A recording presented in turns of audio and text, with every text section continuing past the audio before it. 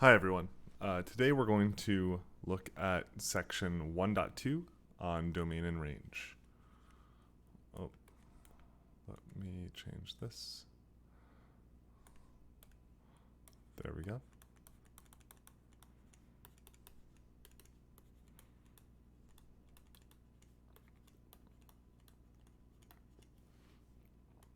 So, one of our main goals in using mathematics is to model real world situations with mathematical functions. Whenever we do this, though, we have to keep in mind some of the limitations of those models that we create.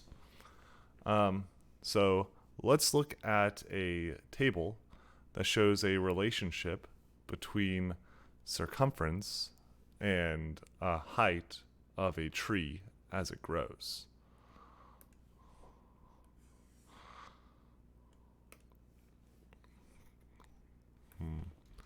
Here, I'll try to make that more horizontal. That's fine. So in this top row, we'll have circumference, C,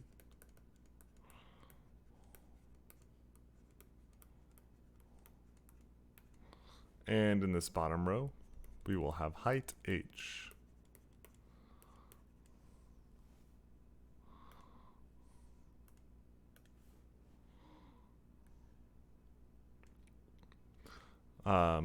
So let's just fill out this table here.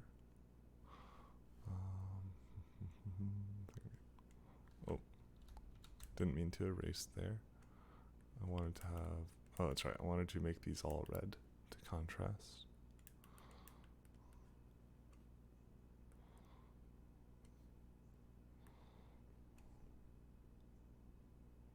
One, two, three, four. I think I need 5. Okay. So for a circumference of 1.7, this tree has a height of 24.5. For a circumference of 2.5, the tree has a height of 31. For a circumference of 5.5, this tree has a height of 45.2. For a circumference of 8.2, this tree has a height of 54.6. And for a circumference of 13.7, this tree has a height of 92.1. And let's imagine that these are all in feet. Right? Let's imagine these units are all in feet. So notice here that there definitely is a strong relationship between the circumference of a tree and the height of a tree. However, it would be ridiculous if we started trying to talk about negative height, for instance, right? Or if we tried to talk about trees that are 3,000 feet tall, because trees just simply can't be 3,000 feet tall.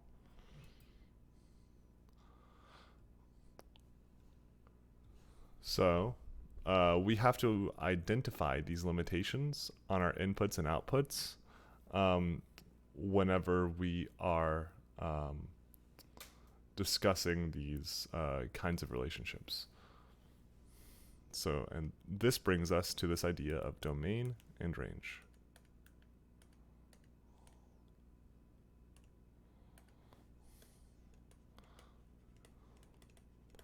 Domain is the set of possible inputs to a function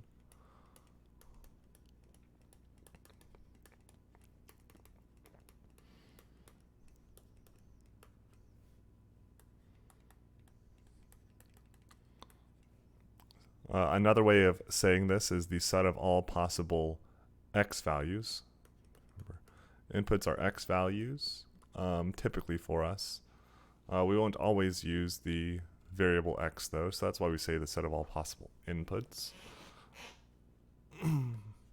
But whenever we think about these things graphically, we might think of the domain as being the set of all possible x values. Similarly, the range of a function is the set of all possible outputs. Graphically, these are y values to a function.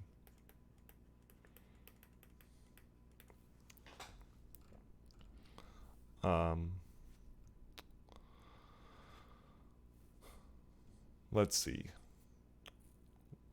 Let's use our own personal experiences and reasoning to determine what the domain and range of this function for circumference and height of a tree could be.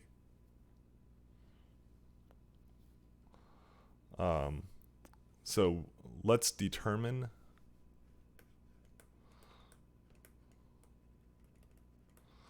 a reasonable domain and range for the relationship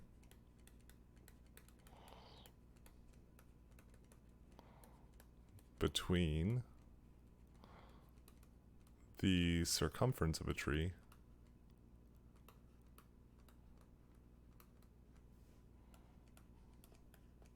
and its height.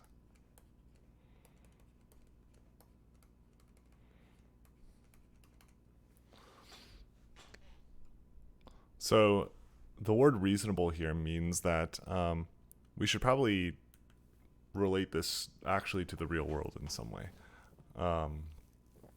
This shouldn't just be a mathy thing. So what we're going to do is let's see what the maximum circumference of a tree is. The largest circumference of a tree ever measured.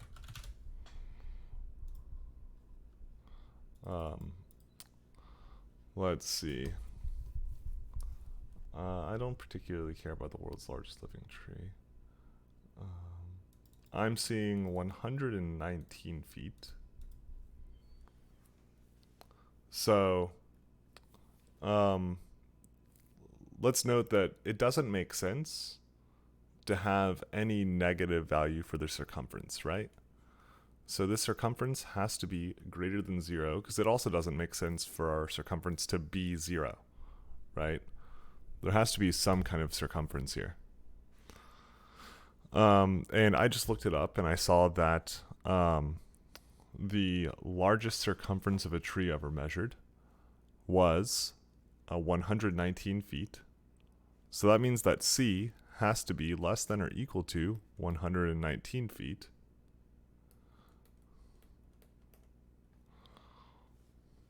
And I can write this as a compound inequality. I can write this as 0 is less than C, which is less than or equal to 119. And this can be my domain because my circumferences were my input values. So this is my reasonable domain.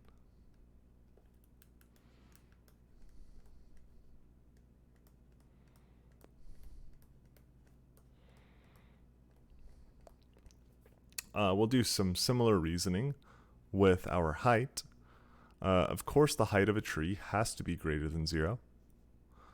If we were to look up the tallest recorded tree, we would see that the tallest recorded tree is about 379 feet tall.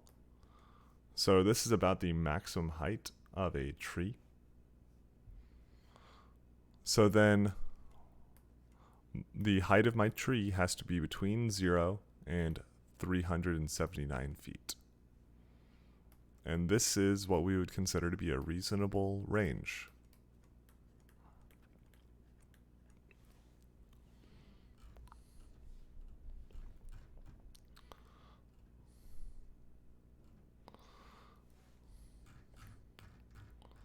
Let's look at another example.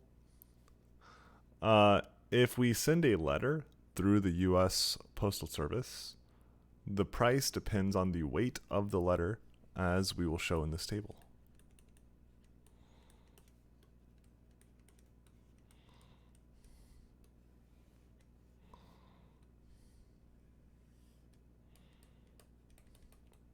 So we have a column that says weight not over, and then we have a certain weight. So for a weight not over 1 ounce, this costs $0.50. For a weight not over 2 ounces, this costs 71 cents. For a weight not over 3 ounces, this costs 92 cents. And for a weight not over 3.5 ounces, this would cost $1.13.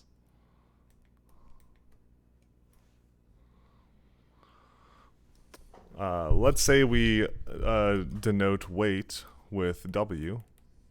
So we use W to represent weight. We let price be represented by this lowercase p. And we set up a function named capital P where, let's see. So we have a function named capital P where lowercase p is a function of weight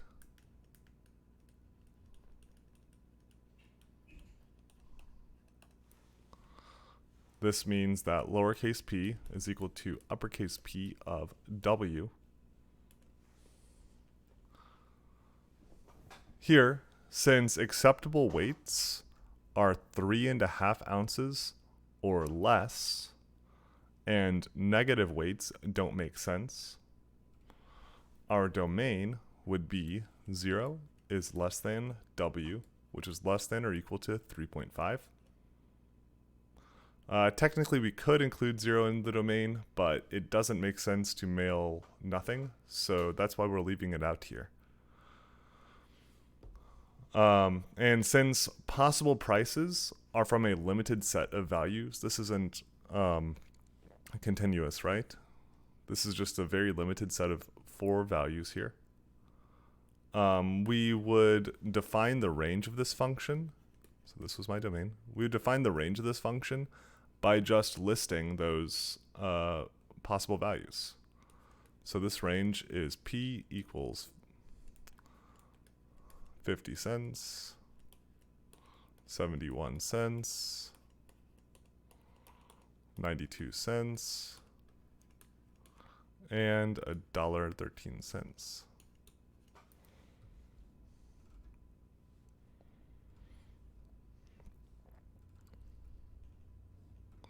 Now, there are other ways of also representing domain and range. There's some other notations that we can use. So we've used inequalities so far, such as 0 is less than W is less than or equal to 3.5, or 0 is less than H, which is less than or equal to 379. However, occasionally we are interested in using a specific list of numbers, like we did here. These numbers represent a set of specific values.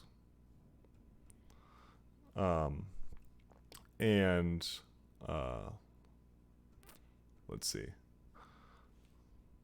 So in other words, we could have represented this range up here. Let me zoom out a little bit and scroll down so it's still there. We could have represented this range in a set using these curly braces as 0.50, 0.71, 0.92, and 1.13.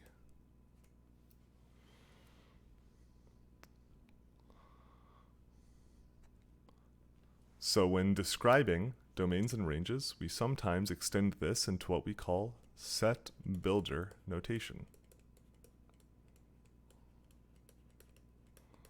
We sometimes combine kind of this idea and this idea of inequalities into one thing. For instance, instead of writing something like 10 is less than or equal to x, which is less than 30, this is an inequality, right?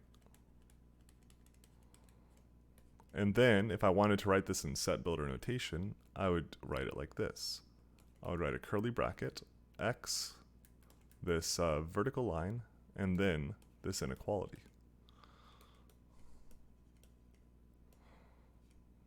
This is read as the set of all x such that 10 is less than or equal to x, which is less than 30. So this means that these curly braces are read as the set of, or maybe the set containing. This vertical bar is read as such that.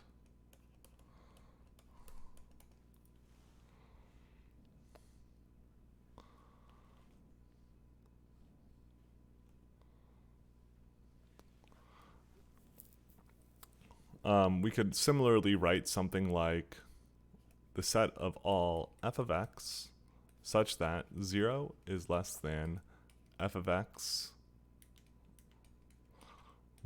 which is less than 100.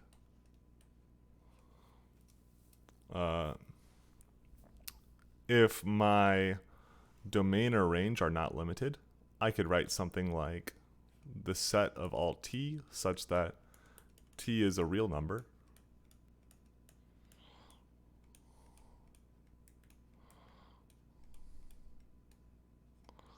Or I could write this exact same thing in this way, the set of all t such that t is a real number.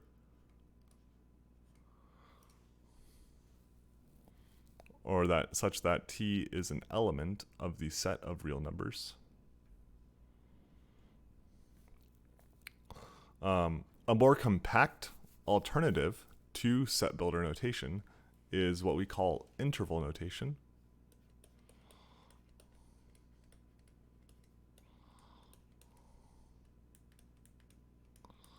In interval notation, intervals of values are referred to by the starting and ending values.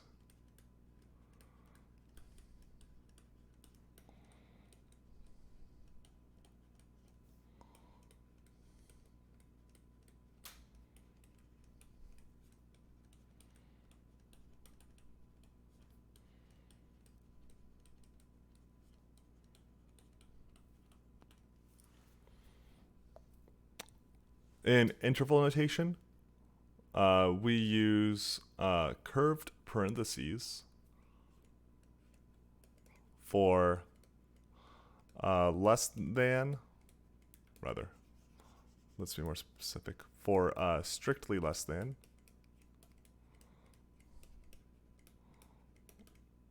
or strictly greater than,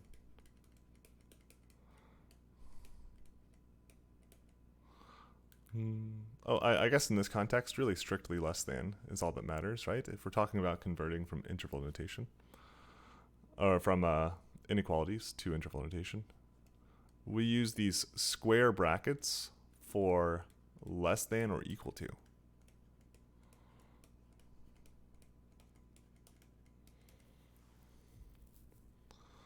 Since infinity is not a number, it's a concept, we never include infinity in our interval.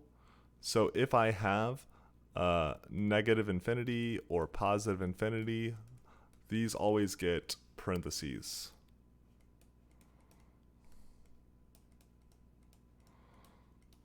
You never put square brackets with these.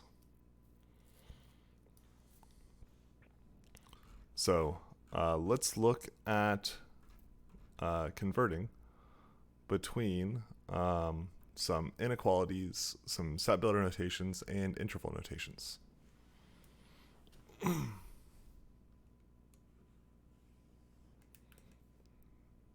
I'll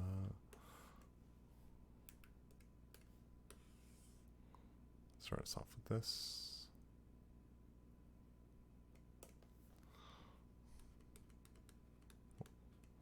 In this first column, we'll have the inequality. Then we'll have set builder notation.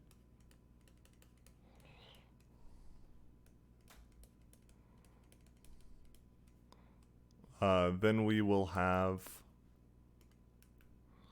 interval notation.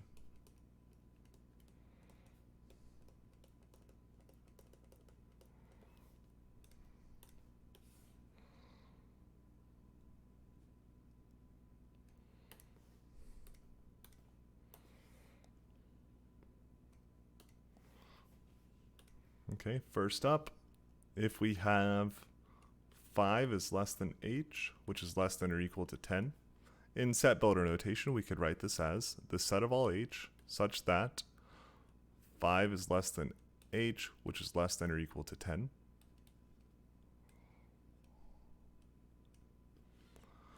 And in interval notation, so remember, strictly less than gets a parenthesis. So we'd write this as parenthesis 5, comma, 10, and then less than or equal to gets a square bracket. Let me make this look more like a curved parenthesis. There we go.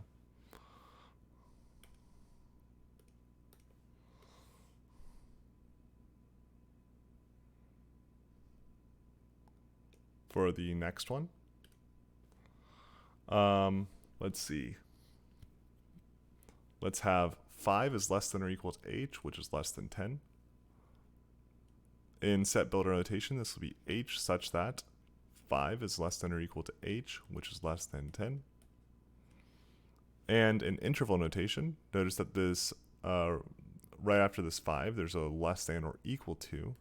So I have a square bracket, 5, comma, 10.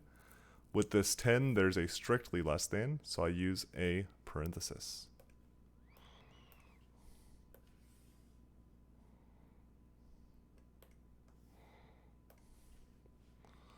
Then we'll look at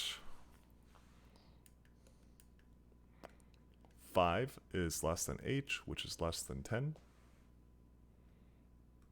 In set builder notation, we'd have the set of all h such that 5 is less than h is less than 10.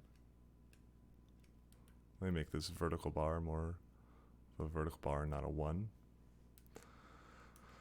In interval notation, notice these both have a strictly less than. So here, I have parenthesis 5, comma, 10, parenthesis.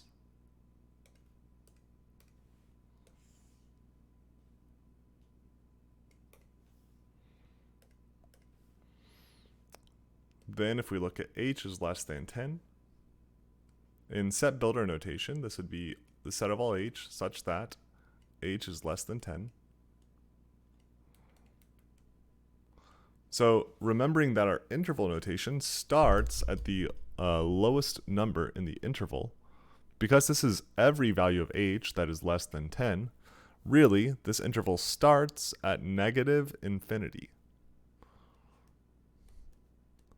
And remember, infinity and negative infinity always get a parenthesis, never a square bracket.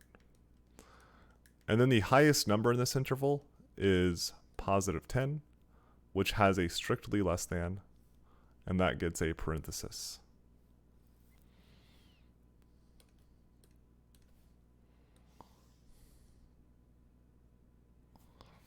Let me move this up a little bit.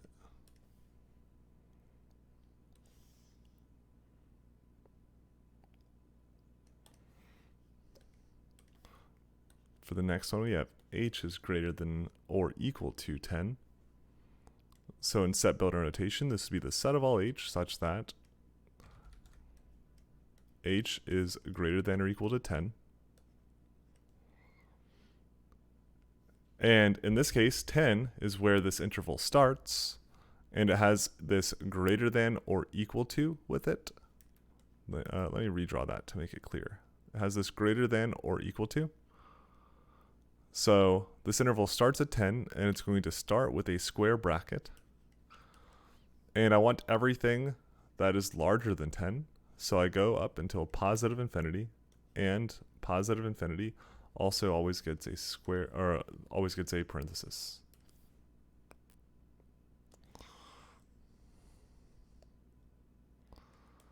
And finally, for this chart, if I have, say, all real numbers,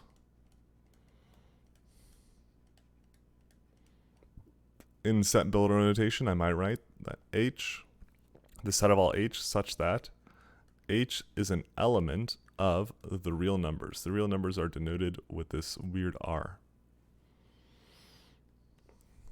And in interval notation, if I'm including all of the real numbers, then I start at negative infinity and I continue upwards until positive infinity.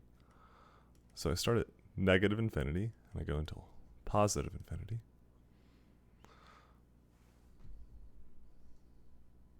And both of these get a parenthesis, of course.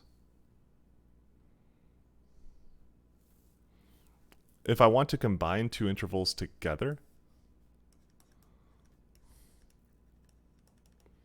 let's see, to combine two intervals together,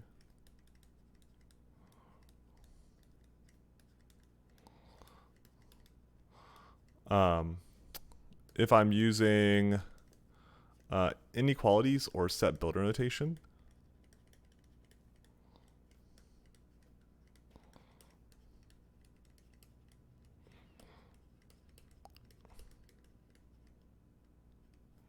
I can use the word or.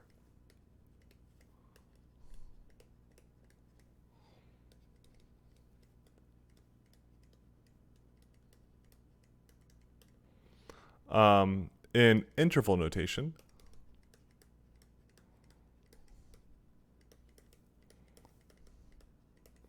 we use the union symbol.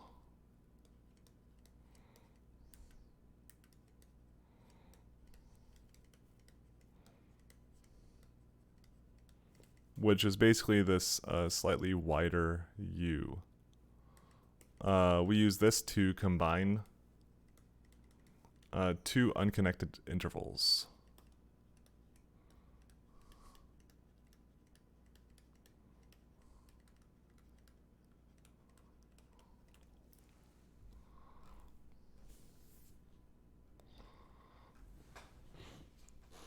So, for instance here,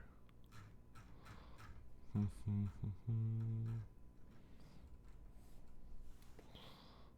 me change this, shapes.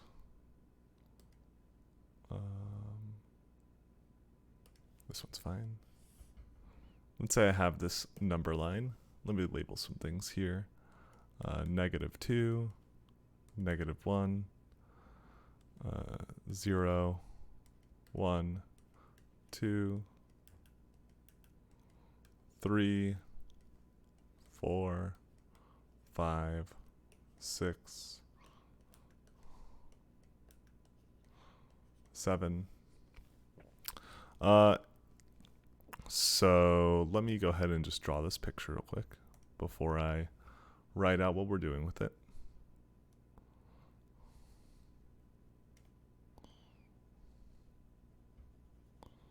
Let me draw these dots nice and large.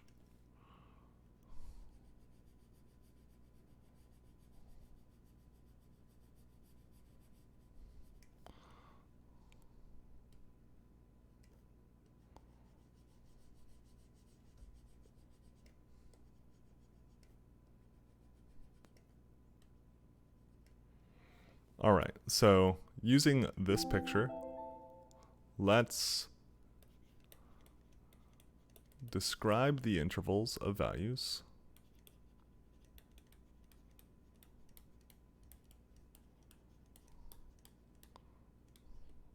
shown on the line graph.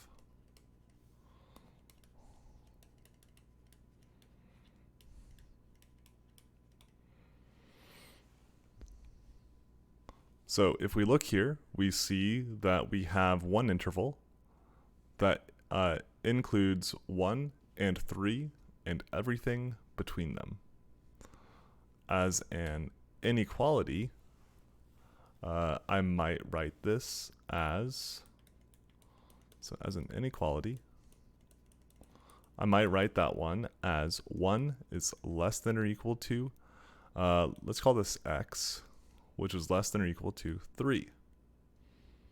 Notice that I have this other interval here that is everything larger than 5. If I have this open circle, then I'm not including that number itself. So this other interval, I use this word or to connect them, is the interval starting with 5 and everything larger than it, but not including 5 itself.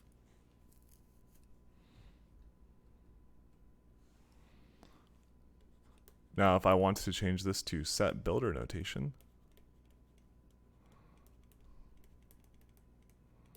this would be the set of all x such that 1 is less than or equal to x is less than or equal to 3, or x is greater than 5, like this. And if I wanted to write this in interval notation,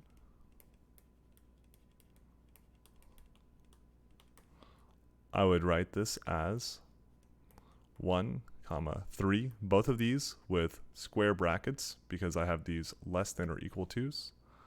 Then I would use this union symbol, and x is greater than 5 is represented by 5 to infinity. Notice that I have a parenthesis with 5 as well, as I had a strictly greater than and not a greater than or equal to here.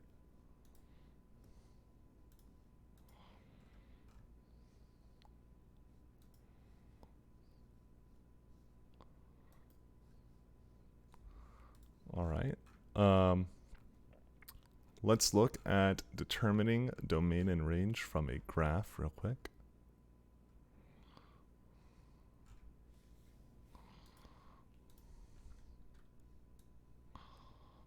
Let's look at this image. Let's see, I know there's a way for me to, oh no, I don't want to draw with mouse, I want to undo that. Oh wait, I do want to drag the image back over.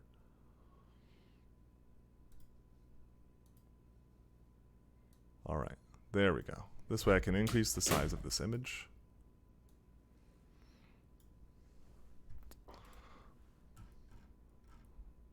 So let's determine the domain and range of this graph. So notice that the horizontal axis appears to be year, right? Our horizontal axis is year. We'll call it y. Our vertical axis seems to be thousands of barrels of crude oil per day.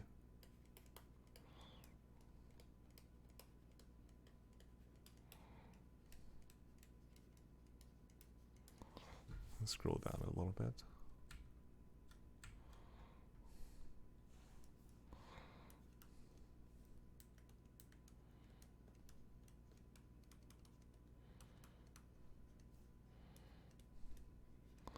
And we will call that B for barrels. So this graph probably continues to the left and to the right, but we can only use the information that we have available to us. So looking at the information that we have available to us, to find our domain, that is the set of all our inputs, well, our inputs are just the year in this case, right? Here, up here in orange, we can write our domain and range. My domain here starts at 1975. And it looks like it ends at 2010. I don't think it actually goes to 2011 on this graph.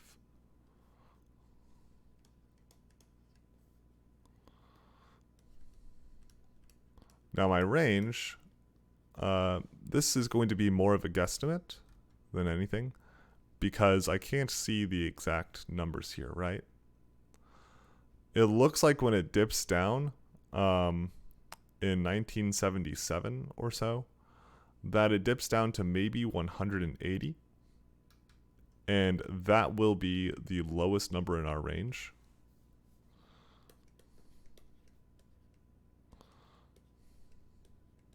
And the highest number in our range, around, when is this? 1988, 1989. It looks like this spikes slightly into maybe 2010 barrels.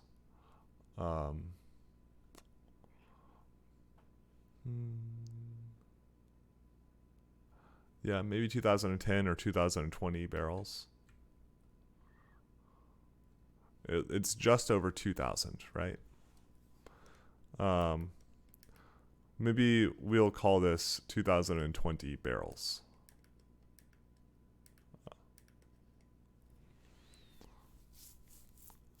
So this means that if I wrote these in interval notation, my domain would be 1975 to 2010, like this. Square brackets with both because both are less than or equal to's. For my range, I'd have 180, comma 2020. Square brackets with both.